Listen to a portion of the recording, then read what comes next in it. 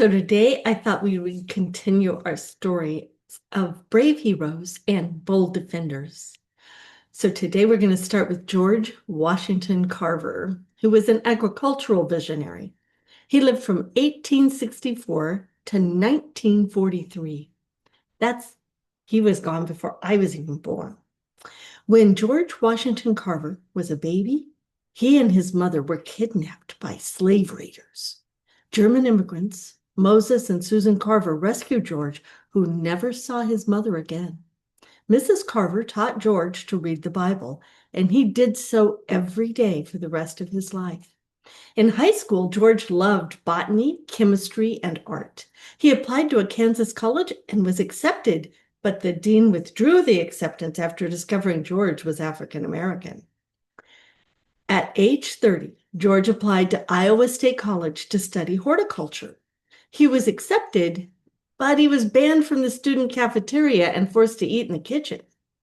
When George graduated with a master's degree in 1896, Booker T. Washington invited him to teach at the Tuskegee Institute in Alabama. With no laboratory funding, George scoured junkyards and found broken bottles to use as beakers.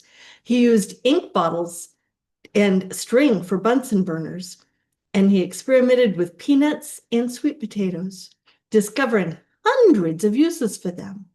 He gained national recognition for his syndicated newspaper column about agricultural topics such as crop rotation. During World War II, he intrigued inventor Henry Ford by producing an artificial rubber from milkweed. Carver donated his life to savings and to a research institute in Tuskegee. He always credited God for his success. In a letter to his friends, he wrote, "Oh, how I wish people would awake from their lethargy. In fact, I wish they'd come out, body and soul, for Christ." Carver was introduced to the National Inventors Hall of Fame in 1990. That's a long time after he died in 1943, isn't it? And that's the story of George Washington Carver. I thought next we'd read the story of David Livingstone. Some of you have probably heard the saying, Dr. Livingstone, I presume? Well, he was a trailblazer from a long time back, and we're going to read a little bit about him. God's trailblazer from 1813 until 1872. David Livingstone was born in Scotland. He worked in the cotton mills, propping books against the machinery so he could read. He studied theology and medicine and longed to be a missionary to China, but international politics prevented him from going there. In 1840, he sailed for Africa. He married missionary Robert Moffat's daughter, Mary. David wrote reports about the appalling Arab slave trade. He explored rivers and jungles. Once a lion attacked him, crushing his right arm. He justified the risks by saying, "But who that believes in Jesus would refuse to make a venture for such a captain?" In 1856, he returned to England with his family. He was now a national hero, and his books became bestsellers. But the London Missionary School claimed his explorations distracted Livingstone from his duties as a missionary, so he resigned. David returned to Africa to map the Zambezi River. He named Victoria Falls for the Queen. On his journeys, Livingstone took an early version of a slide projector to show scenes depicting Bible stories to the natives. When 2 years passed without any word from Livingstone, the New York Herald sent reporter Henry Stanley to find him, which he did in 1869. Livingstone led Stanley to Christ, but refused to leave Africa. One morning, native servants found Livingstone dead, kneeling by his cot. They buried his heart beneath a tree, and his remains were shipped back to England. God used David Livingstone to focus attention on conditions in Africa and to inspire generations of missionaries to serve there. That's a brave hero and a bold defender of the faith.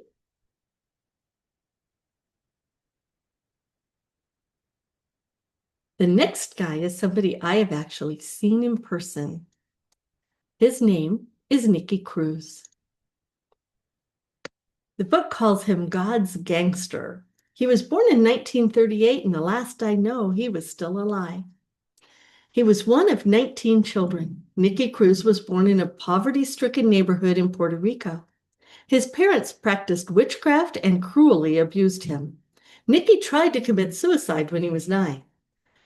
When he turned 15, his father sent Nicky to New York City to live with relatives. There, Nicky joined a terrible gang known as the Mau Mau's and soon became the gang leader. His life was filled with violence and substance abuse. He suffered from nightmares, which grew worse after his best friend died in his arms from his stab wounds. Pastor David Wilkerson tried to convince Nicky that Christ loved him. Enraged, Nicky slapped him. Wilkerson never gave up, pursuing him with relentless love. Months later, during an evangelistic rally at a boxing arena, Nicky surrendered his life to Jesus. Other gang members did too. They stunned police by turning in their handguns and knives. Nicky attended Bible college and became a pastor, and then he returned to his New York neighborhood to preach. He married and he had 4 children. His conversion story is told in Wilkerson's best-selling book, The Cross and the Switchblade, which later became a movie starring Eric Estrada and Pat Boone. Nick's autobiography, Run Baby Run, has sold millions of copies and is required reading in many European urban schools. Through Nicky Cruz Outreach, an evangelistic organization, Nicky has preached the gospel all over the world.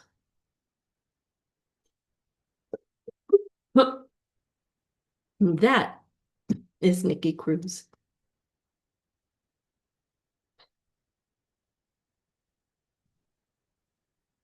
Next, we'll hear a story about Tim Tebow. He's somebody probably you've heard of. He is a faithful football athlete, and he was born in 1987, and he's still alive. The first time Tim Tebow dropped to one knee, resting his head on his hand to pray, he started a cultural trend. Fans imitated him. Others mocked him. The gesture became known as Tebowing. The youngest of 5 children, Tim was born in the Philippines to American missionaries. He was homeschooled by his mother, and his Christian faith has always been an important part of his life. In 2006, Tim won a football scholarship to play for the University of Florida Gators. He gained notoriety by wearing Bible verses in the eye black.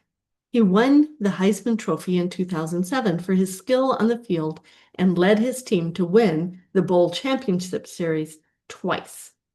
When the New York Broncos drafted him, he measured 6'3" and weighed 240 pounds.